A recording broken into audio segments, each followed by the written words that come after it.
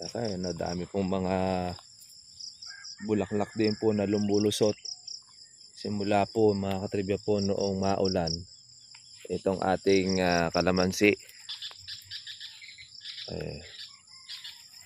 Yan o, susun na po yung bunga ng ating kalamansi mga katribya.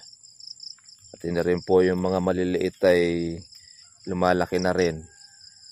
At mangging man po yung ating mga bulaklak. Tingnan ninyo, noong una kala mo yung kakaunti, pero habang lumalaki po ang ating kalamansi, marami rin po pala. Ayan o. Lumalaylay na ang mga sanga.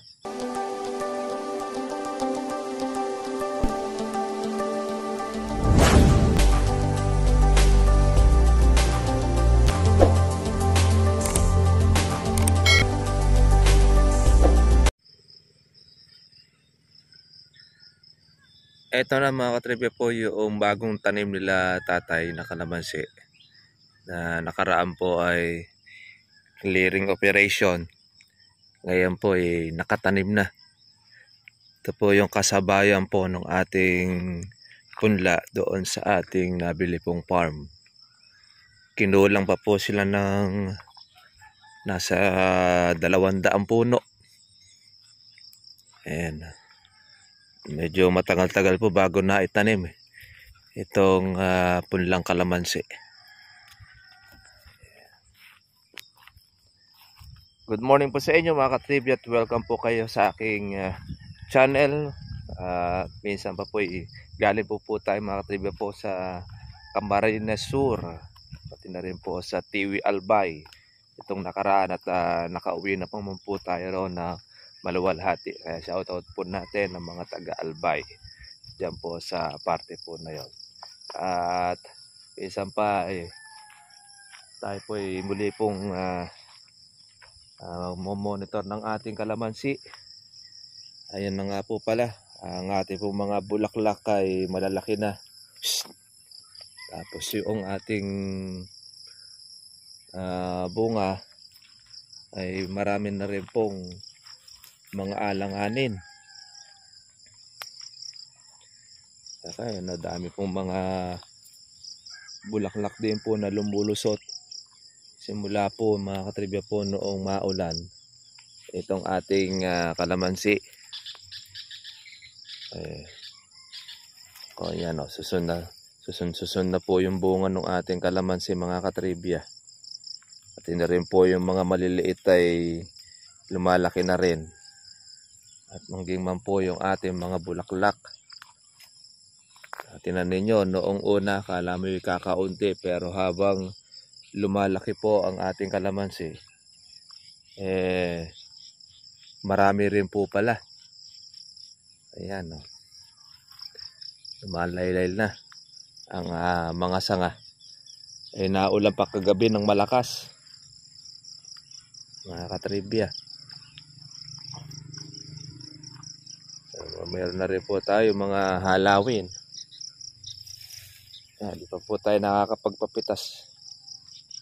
Hintayin po natin lumaki yung ilan, kasi mga alanganin pa po yung kalamansi.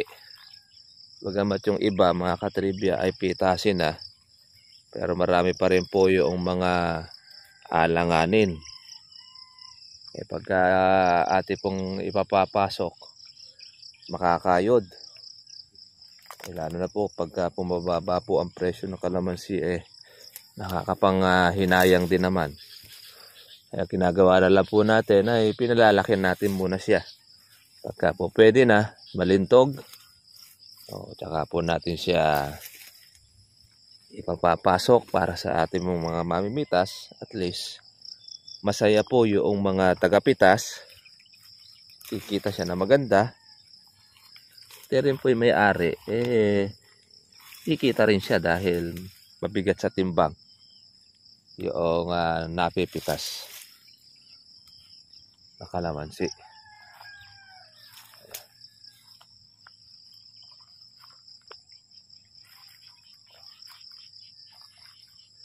Kaya yun pong Natanggalan po natin ng baging.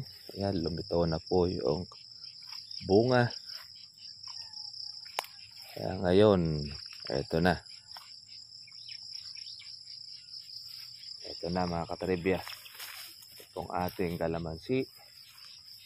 Ito. Ayan, continuous pa lang din po yung ating tanggal ng ating baging.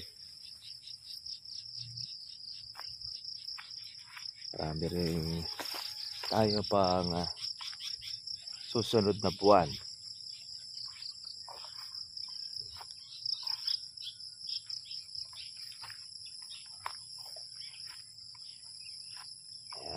Magandang umaga sa lahat ng ating po mga katribya. At tayo naman po tingnan po natin muli ang ating kalamansi. Tapos yung pong mga bulaklak po natin, yan, susulputan na sila.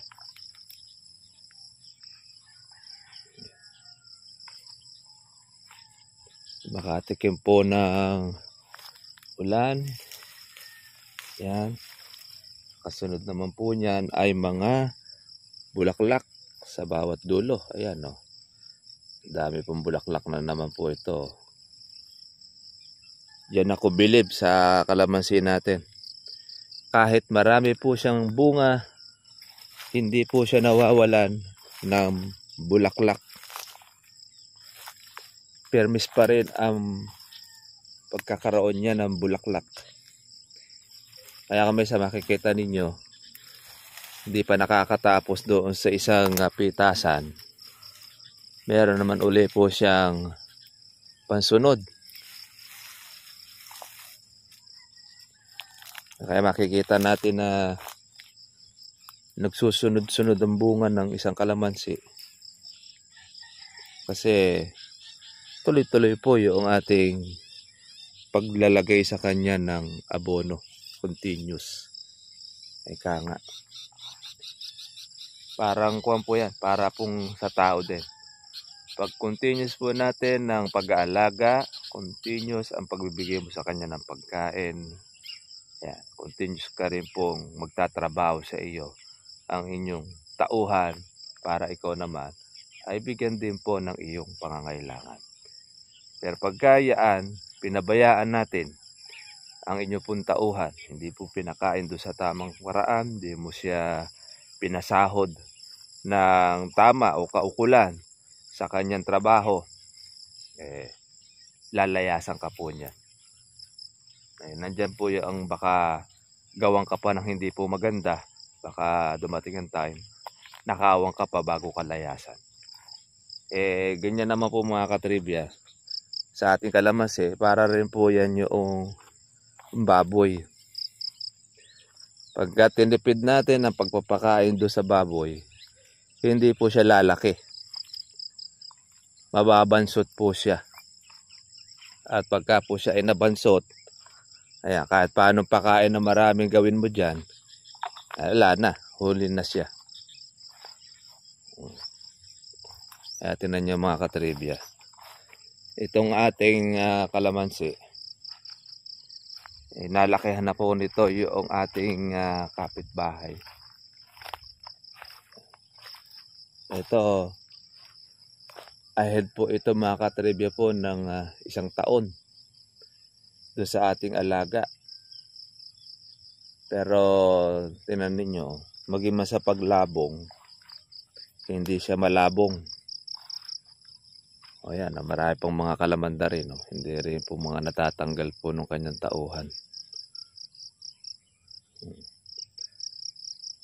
Maliliit. Pero yung ating kalamansi mga katribya, laki na po nung kanyang in advance doon sa ating kapitbahay. Dito yung sampalok na nabuwal na namatay noong bagyong Karding. Dito naman po yung bakante natin na kailangan natin na mataniman. Kaya lang ay yun na nga, malakas po ang ulan kagabi. Tanggal tayo ng ating sangang tuyo. So, marami-rami na rin po yung ating alis. Ayan, yung ating nispray na damo. Ito masisipag din ito eh. Itong ating pang-ulam. Ito, magandang pang-ulam ito mga katribya. Itong talbos ng ampalaya. Pagka po hindi po natin ito aalisin, ako, babagingan lahat ang inyong kalamansi.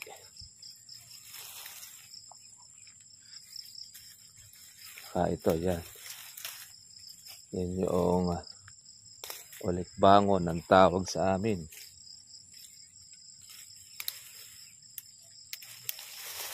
Kaya kahit araw-araw tayo lumusong, meron tayong lagi matatrabaho sa ating kalamansi. Pagtanggal po ng baging. Yan. Makikita natin lagi po yung bunga. Makikita mo rin dyan kung talagang nababawasan din. Lalo na doon sa mga kaibigan natin, mga kawatan. Sa mura ng kalamansi talagang ninanakaw pa rin nila. Dahil sa kagipitan at saka pantusto sa kanilang bisyo. Yan naman ang mga kadalasan dyan. Dito mas marami po rito mga maliliit oh. Ayan oh. Pang November na yan. Ito, November na ito.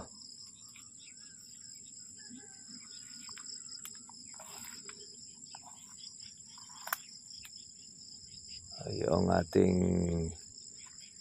maaga na po ngayon mga katribya pong nahihinog ang kalamansi dahil doon sa mga manunusok.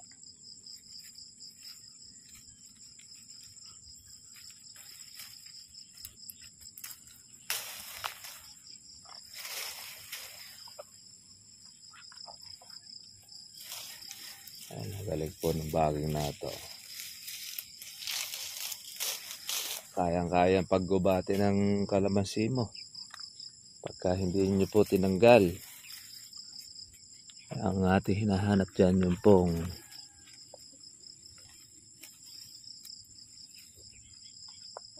puno.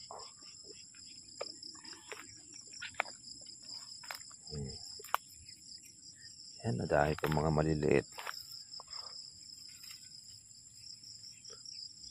Kapal nito oh. Yan po yung nakakatuwa po sa kalamansi mga katripya. Pagdating doon sa bunga.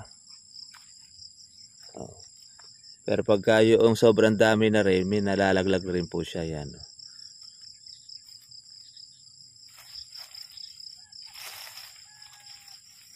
Yung maliliit na mga buko.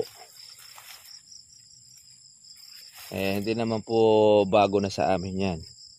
Magbabawas po kasi at magbabawas talaga kapag ka po ang kalamansi ay marami po siyang bunga.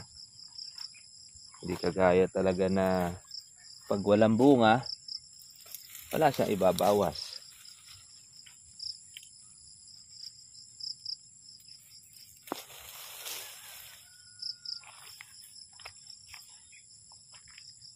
Ayan.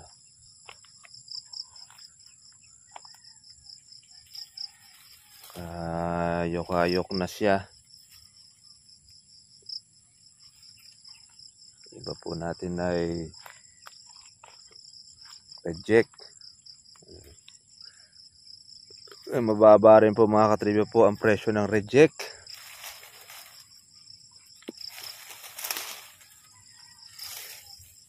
Sasabay-sabay na po natin ang ating pitas. Kaya pinararami na muna natin ang ating punggod bago natin siya mapapitas ng diretso. Tanggal-tanggal muna tayo ng ating baging.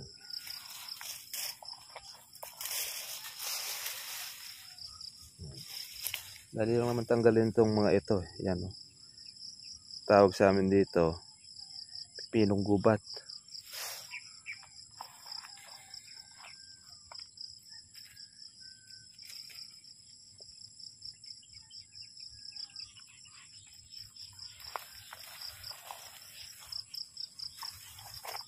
Ating pang April,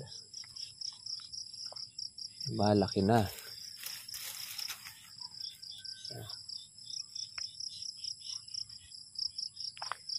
Ay, marami rin pong mga langgam na pula.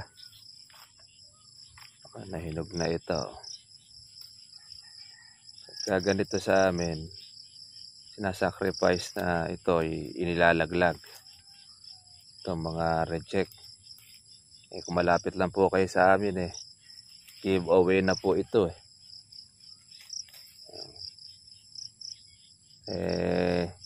Sa iba, yung mga ganito, okay na okay po ito sa lugawan.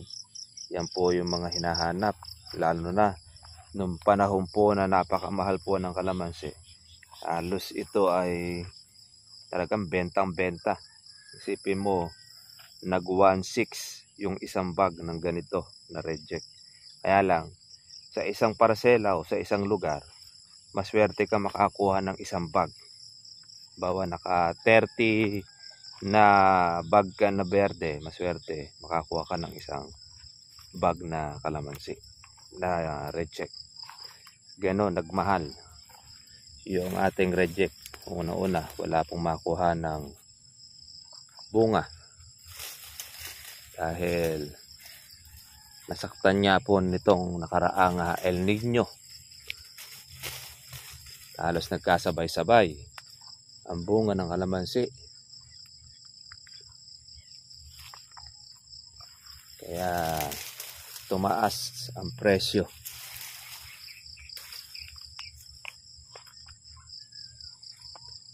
Ayan dito. Mas marami rito mga maliliit. Pang October. Tingnan nyo nga mga katribya. Hindi man po tayo nainip. Matatapos na itong Agosto.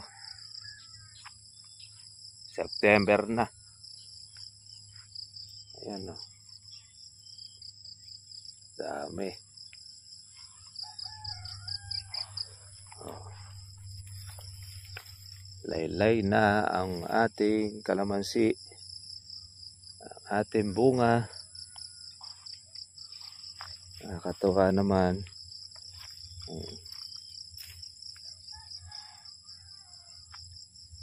Kaya tinukura na po natin yung iba.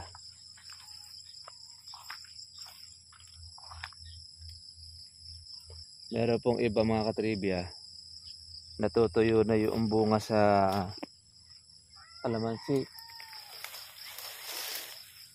Ay iba nag-aalarma, baka daw hindi magandang senyales. Natural lang po yan mga katribya, na mayroong matuyo yung bunga. Kasi yan ay natusok na po siya ng putakte. Pag natusok kasi ng putakte, kakaroon na po siya ng paninilaw. Iba daw matutuyo na. Ganyan po yun, yung status ng kalamansi. Lalo na doon sa mga baguhan at ngayon pa lang po nakita yung kanilang kalamansi na ganon. Ito to yung ating tutukuran pa. Ayan, kaya madali na rin po siya malaglag. Ayan, tusok na ito ng kalamansi ng putakte. Sisira na. Hindi po kagaya dati na tumatagal po ang kalamansi. Nakaraang El Nino, pumuto sa atin ay mayroong sabog na organic. Nako, yung dilaw, ang tagal po niya bago malaglag. Kaya napakinabangan pa po natin. Nakatikim pa tayo ng magandang presyo ng dilaw mga katribya. Tsaka kahit ito, nagbunga rin po nung marami nung nakaraan. Mas nagbunga siya ngayon ng panahon nitong tagulan ng mas marami. Na wala naman na po tayo ritong ginastos sa pag-i-spray ng gamot, sa pagpapabunga. At ngayon lang ang ginawa natin ay puro pag-aabono. Aba, yun pong ating kalamansi. Buhay pa yung sili, tagal na po nito. Nabuhay pang siling labuyo. Panahon pa ng karding. Ayan. Lang ay wala naman siyang bunga.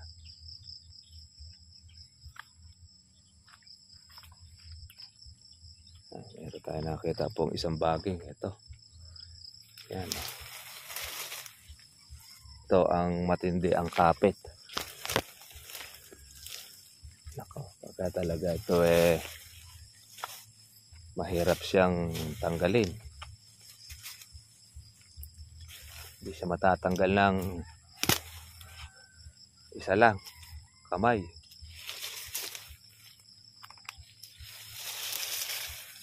Madagta pa siya.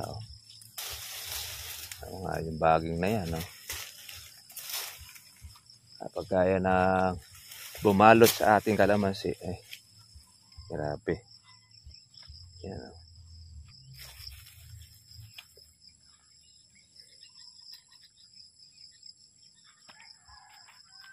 Yung sitaw-sitawan. Pag malakas po ang ulan, malambot ang lupa, madali lang natin mabunot ito. Pero pag matigas ang lupa mga katribya, hindi natin madali yan ng isang kamay. Ayan o. Nalalaglag na po yung ating mga reject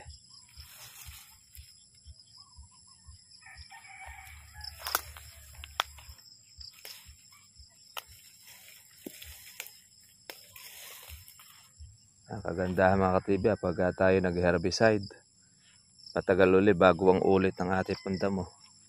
Although meron na uli po siyang mga bagong mga tumutubo. Ayan o. May bago na lang po uli yan. Atin naman po uli siyang i-herbicide na muli pagka siya ay lumabong.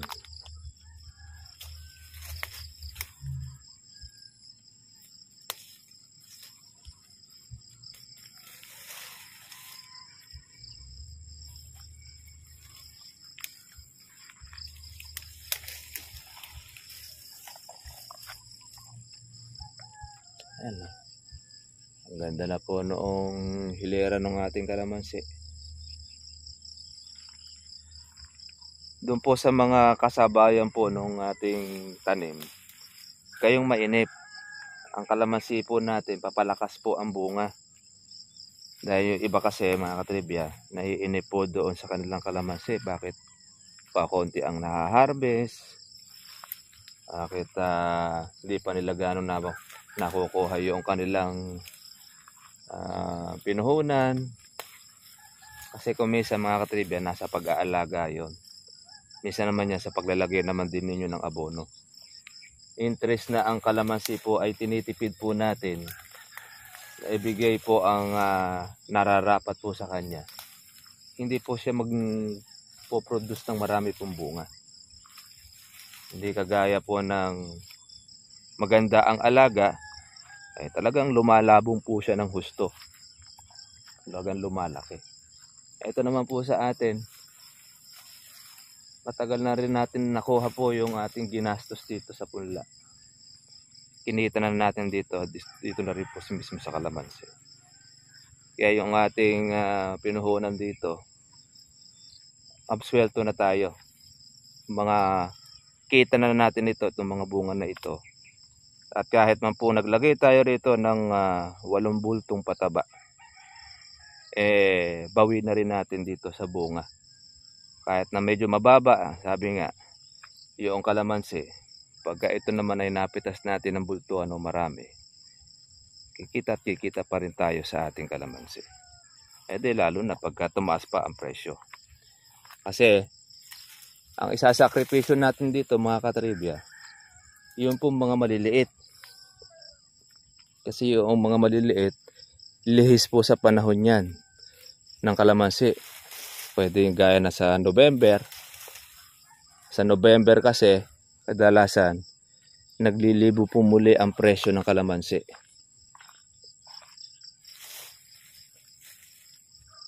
Ngayon talaga, sabagay, ngayon pa rin mga katribya, libo pa rin ng kalamansi. Kaya lang, kalahating libo. Sabi ng kalahating libo, hindi 500. Okay? At least libo pa rin. Wala naman na tayong ganong ginastos dyan. Kundi bagkos yung ating pong pagkapataba. Sabi nga bunga na lang po halos ng panahon. Alam naman natin talaga, talagang bungang panahon, marami talaga ang nagiging bunga ang kalamansi. Saka hindi mo talaga siya aasahan na talagang pagmamahal. Parang sa mangga. Ang mangga may panahon din siya. Kaya hindi mo rin siya aasahan na magtataas siya pagka halimbawa bunga sa panahon.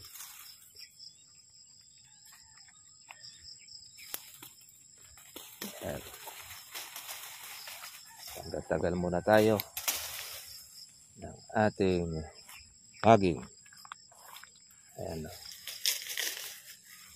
Pero pagka natanggal na siya, makikita na natin ang kanyang kabungahan. Ang ating kalamansi. Nakalaylay na siya ang bunga.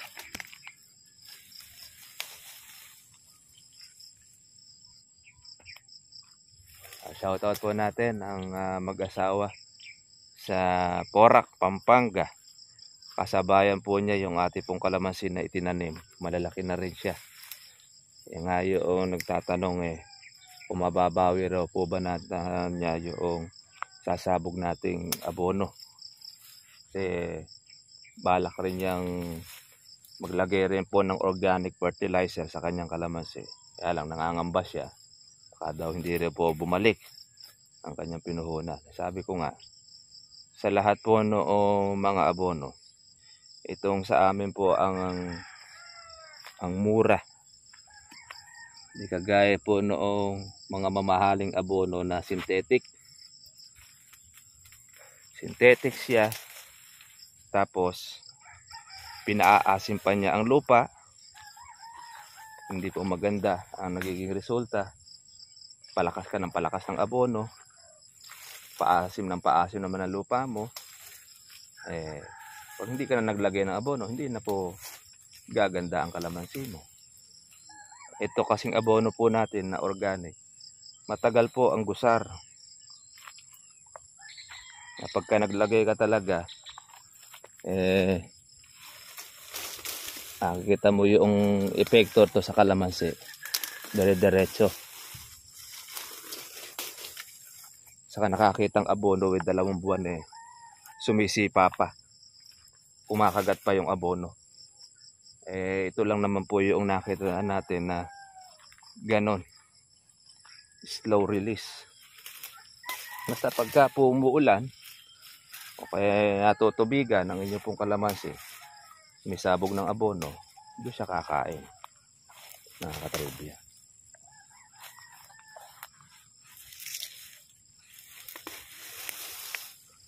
Ayan. Talagang dadamuhan lang natin siya. Aagapan. Bagay.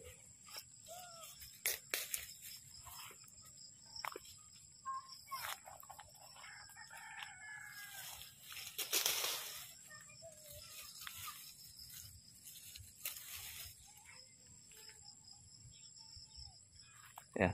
Makakulimlim po ang panahon, di po tayo po pwedeng mag-herbicide at lalo na po mag-spray ng ating kalamansi, although meron na po mga nagsisipag-spray na ng kanilang mga bunga, tapos yung mga bulaklak nagsisipag-spray. Kaya lang pag makulimlim, sasayang lang po ang gamot po natin.